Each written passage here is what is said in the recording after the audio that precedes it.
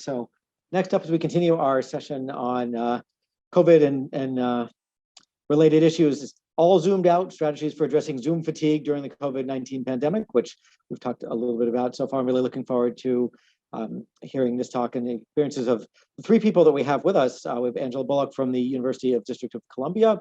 We have Alex Colvin from Texas Women's University in Texas, and Sebrena Jackson from the University of Alabama in Tuscaloosa, Alabama. So thank you so much to all three of you for being here, and I'm looking forward to hearing about your talk and your experiences. So with that, I'm going to turn it over to you, and we'll go from there. So feel free to share your slides, whoever's going to take the lead and start, and we'll go from there. Let me unmute. I think that was my issue. Thank you so much. Okay, all right. You are now unmuted. Okay. All right. Thank you again. Right. I appreciate the introductions. Again, I'm here along with my colleagues, Dr. Angela Bullock, University of District of Columbia, and my other colleague, Sebrena Jackson with University of Alabama. We're so excited to be with you this afternoon to discuss our topic, all zoomed out, strategies for addressing Zoom fatigue in the age of COVID. For this presentation, we will explore the impact of video conferencing fatigue, which may be a byproduct of the COVID-19 pandemic. We'll also present the techno-stress model as a framework for providing strategies and recognizing and addressing video conferencing fatigue. And lastly, we will explore recommendations which maybe we can employ on how or what we can do in the future to address these issues. Next slide, please. Regarding our background, many times what we found was that COVID pandemic has impacted so many millions of people worldwide, resulting in adoption of new ways to interact, to learn, to work. And because most of our country experienced a mass closure, the pandemic also had a significant impact on how institutions of higher education operated. Many times as a continuity of plan, we work to integrate technologies to avoid massive disruptions in instruction due to COVID.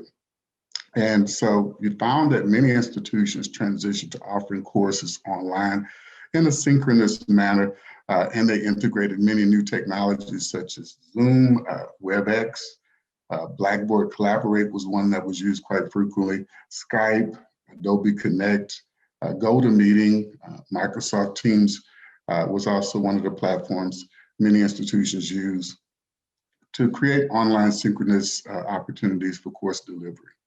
The next slide, please.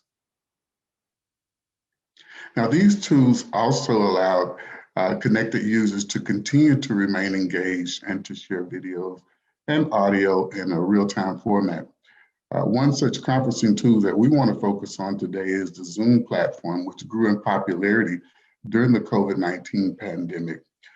In approximately about 90,000 schools in 20 countries were among those who used this platform. And it increased, again, the social presence of the learning environment, providing instructors with the ability to continue the learning process in real time. Along with the adoption of the Zoom video-based platforms, the number and length of video-based meetings and classes also increased significantly, which resulted in the way that we describe the experience, which includes what we call Zoom fatigue. Next slide. Zoom fatigue it can be called video conferencing fatigue, arises when an individual spends too much time looking at the computer screen or a phone screen. And this can manifest in emotional, psychological, and physical exhaustion. It can also result in notable biological, psychological, and even social issues such as headaches or migraines, eye irritations, or even pain in your eyes, blurred vision, or maybe even double vision, and excessive tearing or blinking. Other recognizable markers could include things like a lack of focus or finding it difficulty to stay on track as you engage in the video conferencing sessions, many times which require a long maintained level of eye contact with the computer screen. And although the factors that contribute to Zoom are complicated and multifaceted, the closer examination can lead to strategies on how we as practitioners can deal with Zoom fatigue. I'll now turn it over to my colleague, Dr. Sebrena Jackson. Thank you so much, Alex, and good afternoon, everyone. We want to, if you haven't done so already, for this section as we prepare to talk about techno stress, if you go to menti.com and use the code 45841232, we would appreciate it. We have a question, and as we think about using these platforms and just our experiences over this last year, just wanted to get your thoughts about, just in a few words, we want you to describe your experience with video conferencing tools just in general, whether it's Zoom or other tools that you used, WebEx or some of the others in 2020, but just in a few words, just describe your experience for us with these video conferencing tools. I'm sure you have a lot to say about how you've navigated this process. So we'll give you just a second. Again, the code is 45841232. If you'd enter that for us.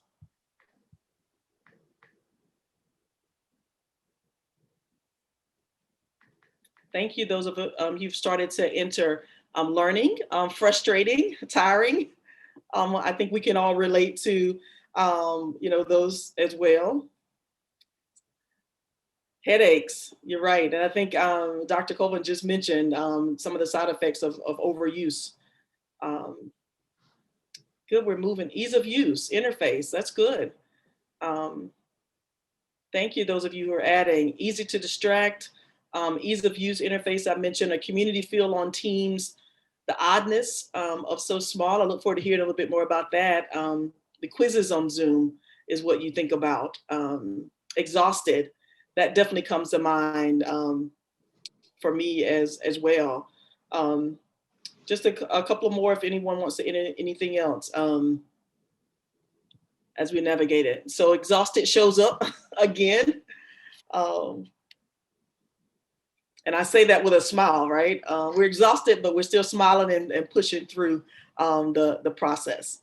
Well, thank you for just sharing your thoughts and feelings about that. So as we think about, and you can go to the next slide, as we think about this conceptual framework, as we were thinking about this notion of Zoom fatigue and what that looks like, and I know we've seen it in some op-eds and other places talking about Zoom fatigue, and others have just started to say, that they're just kind of all zoomed out.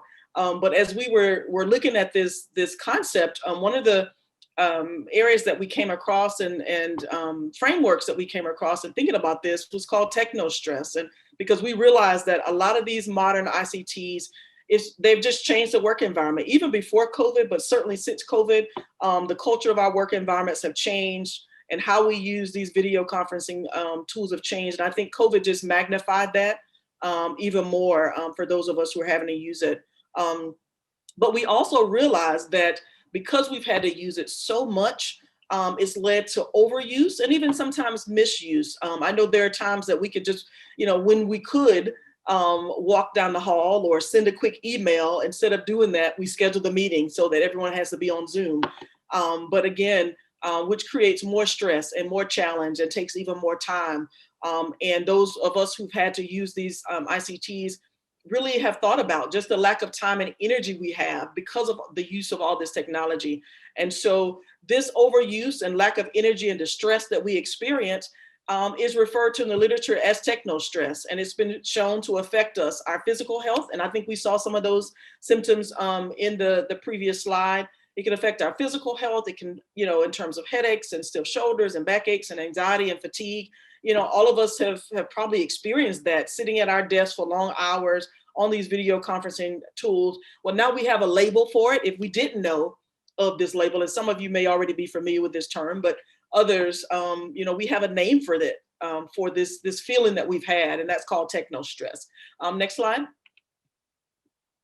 So it's for years, researchers have just defined techno stress, and the definition has really evolved over time from the first definition of it being called, quote, a disease of adaptation caused by an inability to cope with the new computer technologies in a healthy manner. So you can imagine that was, a while ago. It's moved from that place to, individuals attempting to deal with constantly evolving and changing ICTs. And then to just talking about just the stress as researchers continue to look at this concept of techno stress, just even thinking about the stress that it's experienced by the users from all these emergent applications, the need to multitask, the constant connectivity, information overload, to finally other researchers taking a closer look and revealing some of the main aspects of techno stress, that conditions such as adverse effects of techno stress on our work lives, and even again in other areas. Next slide. So let's look at the framework and talking about, finally, as researchers started to look at this this concept, started to think about these 4 areas that they refer to as techno overload, techno invasion, techno uncertainty, techno insecurity, all kind of come together to form this concept of techno stress. And for those of you who are interested in learning a little bit more, we have a paper that I think will be a part of the proceedings that are published from this conference. So we encourage you to take a look at a little bit more detail at these concepts. But I'll share just a little bit in terms of the conditions that create techno stress, again, meaning these 4 areas. When we think about techno overload, we're talking about situations where the ICT is forcing us as professionals to work more and to work faster. We got to have more meetings. We got to do them faster. We got to do these things. And it leaves us in a sense where we're forced to change our work habits to adapt to these new technologies. So when we talk about techno overload, that's what we're referring to.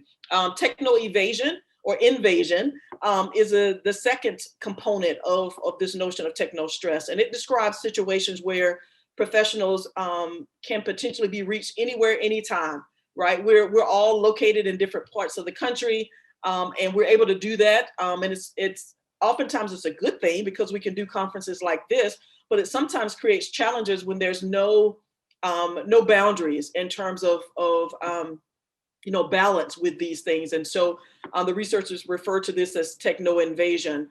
The other area is techno, we think about kind of techno complexity, describing situations where the ICT is forcing professionals to spend time and effort in just learning and understanding how to use new applications.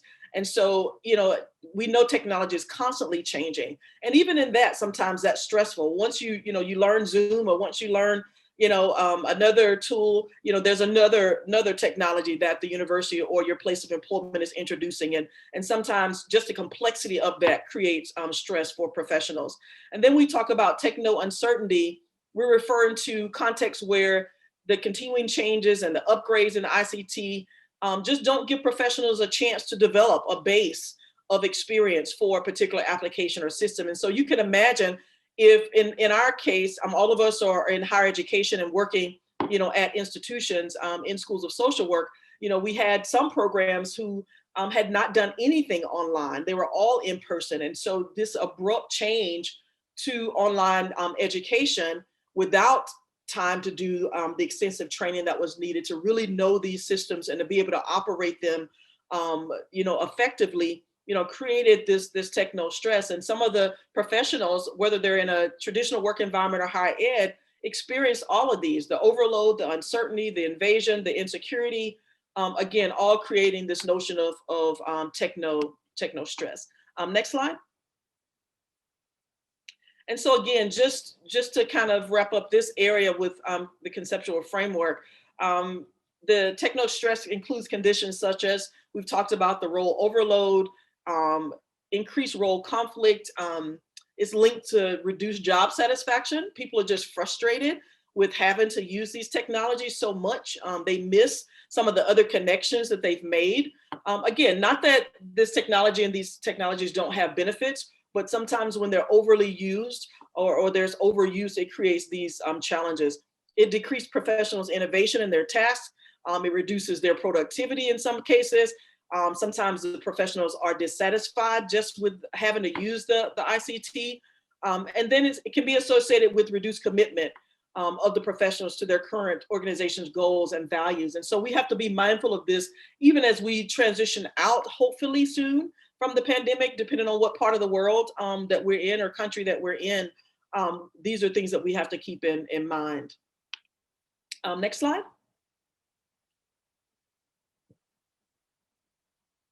And so my colleague, Dr. Bullock, will share with us some challenges and kind of wrap us up and have some time for question and comment. Thank you, Dr. Jackson. So as Dr. Jackson shared, just to give a little bit more background as to kind of why we had this interest in this particular topic. We are all in higher education. We all had to move rapidly to online platforms. Although each one of us has a lot of experience teaching online, we still felt some of the Zoom fatigue. And instead of just talking about it, we decided we wanted to write about it and do a little bit more research on what exactly we were feeling. So some of the things that we experienced, and also research supports kind of this rapid move to video conferencing tools due to COVID-19, that often faculty and students alike didn't have a lot of experience using Zoom and compatible video conferencing tools. So they may have had, some one-off experiences with Zoom, but not fully trained on the full capacity of these platforms. And so that could be very frustrating, trying to move from face-to-face and into a platform that you're not accustomed to. Something else that was very interesting, especially I would say for Dr. Jackson and Dr. Colvin, they're both at universities that have more traditional students, and a lot of the students returned home in lieu of staying on campus. They returned home, and home oftentimes was not in the state of Texas or Alabama. So home could be in different time zones.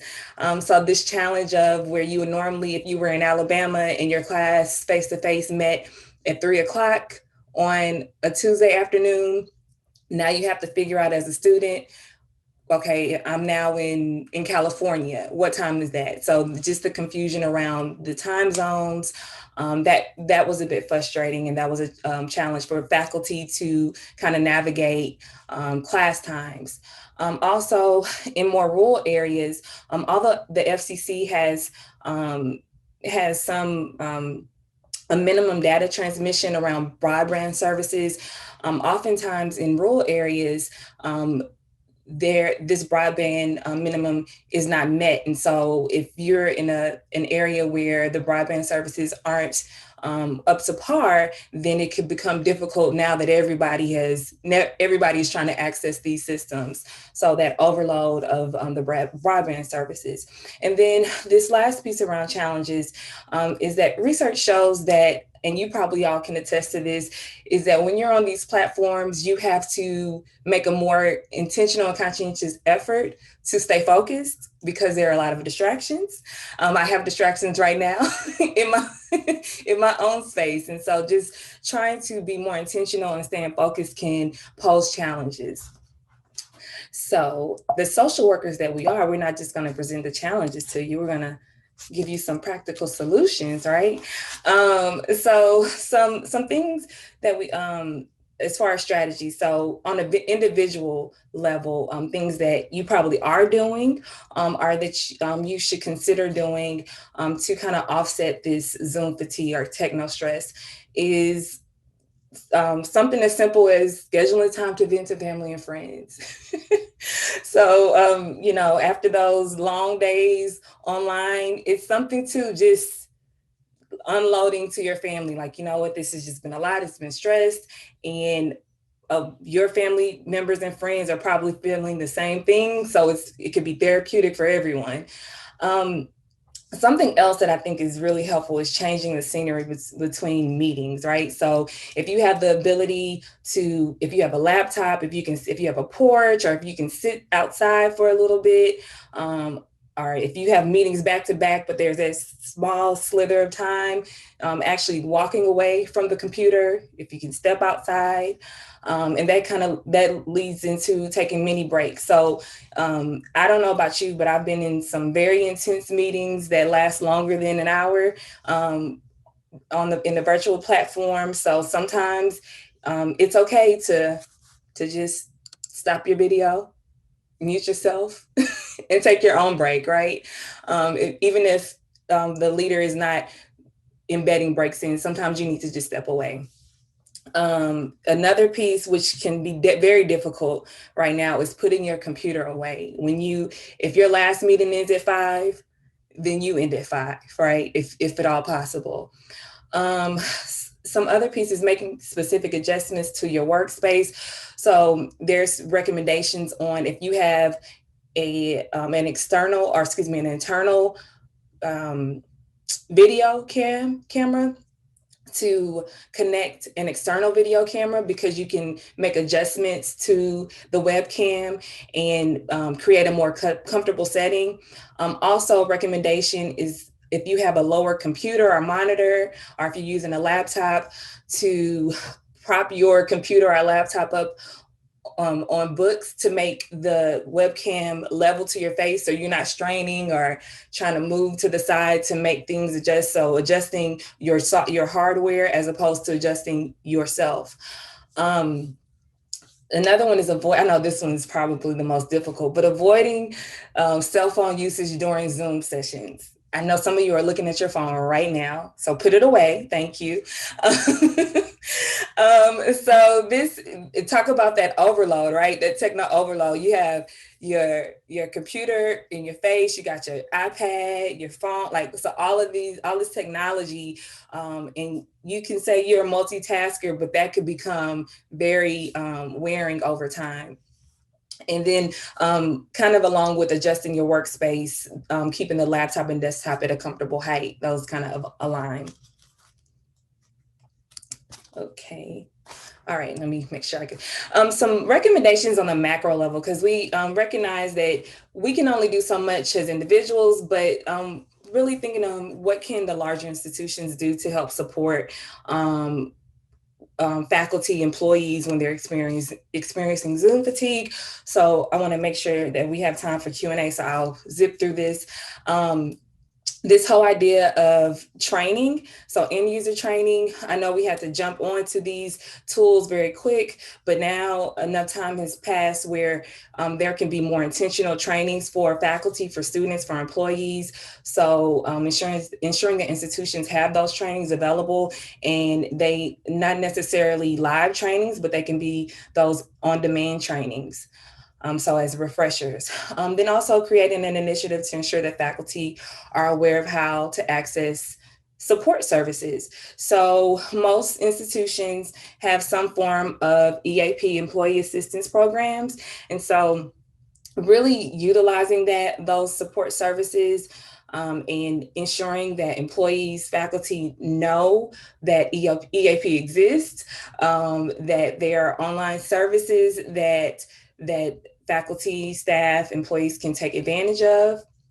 And then the last recommendation is really, and to me, this is a cultural piece, organizational cultural piece, where institutions can implement health and well-being initiatives. And so for the sake of time, I won't go too much into it. So that's the plug again for our paper, our conference proceedings. But there's a great write-up around an initiative in the state of Texas around a well-being program, and it's in Canvas. It's a Canvas course, and it talks about mindfulness. It's a litany of just resources for faculty to take part in. Okay, great. And so we have our last question. So in what ways have you and will you work to reduce techno stress?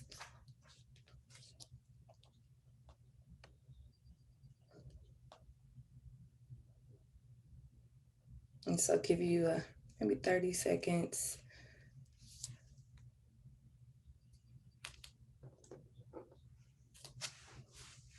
So some of you have already incorporated some things to avoid Zoom fatigue or techno stress. Some of you, hopefully we've given you some food for thought. Okay, so we got take breaks, stepping away, taking scheduled breaks. All right, let's see, reduce, let me minimize. Reduce on-screen stimuli, your brain is attending to less, change the medium, make a phone call and give your eyes a break. Okay, I like that. Instead of scheduling some meetings just via Zoom, saying let's just take a quick call instead, take more breaks, reduce screen time, turn camera off. I'm seeing the theme. Okay. Prepare, perhaps controversial, but schedule less and schedule in breaks. I don't think that's controversial. Also switch your video off so you can't see yourself. Like that. Give people a couple more.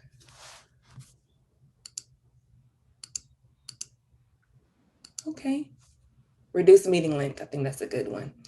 Yeah, oftentimes you probably think to yourself, this could have been an email instead of an hour-long meeting. Okay, perfect. Thank you. So I think we have a few minutes left. So want to make sure we carve out time for Q&A. I think there are questions, but I can't see them because I guess I'm sharing.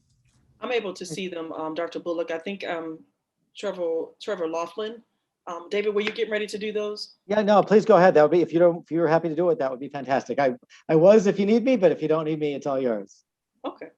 So thanks. Trevor gave us a couple of comments and thoughts, and he was, does invasion and overload, does it play, what aspect does it play in terms of how users expect or demand answers and feedback? I think it does, Trevor. And I think because there's this pressure for the users to respond and to get to this technology quickly and to, respond to students or customers or whomever their base is. I think there's certainly pressure for them to get answers when they're reaching out and when they're having to use it, when they need feedback. I know for us with our students, I certainly know that my students want answers yesterday and have very little patience with us if we don't respond within 24 hours with questions about how they're having to use this technology. Dr. Bullock or Colvin, do you want to share anything about that as well? Not only that, Dr. Jackson, we live in this microwave generation now where even they can post a question or need a response and they expect for you to get back with them within 2 or 3 minutes, which is many times, undoable. It takes a little bit more time. So I do think that, the invasion of these type of technologies have created this kind of environment for new students to want immediate feedback. Yeah, I agree. And the other question was around just kind of speaking to how these technologies, particularly Zoom, has constrained just how we normally communicate as it relates to, looking at body language and, turn taking. And just how we navigate that. And I think all of us have experienced that. Even all of us are licensed professionals as well. So even knowing for social work, how important, reading body language and those pieces are. Either you want to take that question or give your thoughts about that?